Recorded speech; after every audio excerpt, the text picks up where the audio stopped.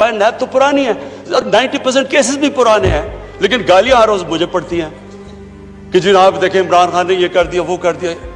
देखिए स्पीकर साहब, मैं चाहता हूं कि हमारी पार्लियामेंट चले। आपको पता है सुप्रीम कोर्ट ने मेरे से पूछा कि जनाब आप बताएं, साबित करें कि आपने बीवी को पैसे वापस किए थे। वो बीवी ने ईमेल दे रही है कि हाँ इसने पैसे वापस किए थे। उन्होंने कहा नहीं सबूत दो। ये कभी हुआ ही नहीं है ऐसे कि वो बीवी कह रही है पैसे, वो कहते नहीं। बैंक स्टेटमेंट्स निकाल के दी 15 साल पुरानी, जो मेरा ट्रांजैक्शन बीवी के साथ था।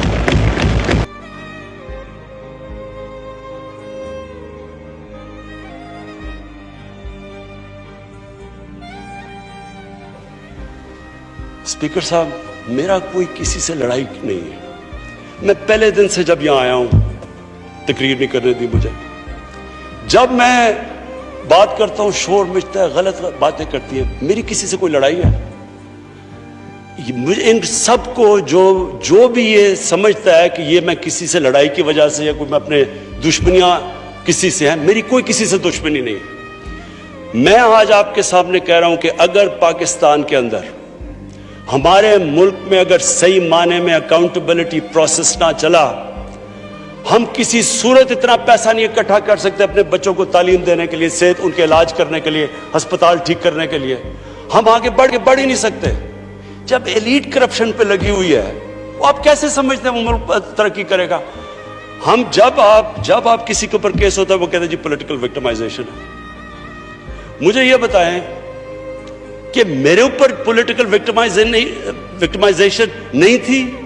जब इन्होंने मेरे ऊपर 2002 का फ्लैट डिक्लेयर हुआ, मुझे इन्होंने सुप्रीम कोर्ट में 6 केसेस कर दिए। मेरे इलेक्शन कमीशन के अंदर मुझे सुप्रीम कोर्ट में 2 केसेस किए। क्या मैंने कहा कि कभी मैंने कहा विक्टिमाइजेशन है?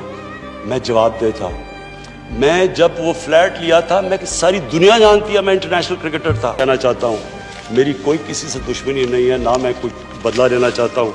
मैं सिर्फ ये बिलीव करता हूं कि हमारा मुल्क, अल्लाह ने इसको इतनी नेमतें दी हैं, अल्लाह ने इससे क्या क्या चीज़ें नहीं हमें दी, लेकिन जब तक इस मुल्क के अंदर रूल ऑफ लॉ मीन्स कि everyone is equal in front of law, जब तक रूल ऑफ लॉ और लीडरशिप की अकाउंटेबिलिटी नहीं होगी, हम भी वही सारे बनाना रिपब्लिक्स की तरह, एक समुंदर होगा गरीबों का और थोड़े से अमीर लोग होंगे। शुक्रिया।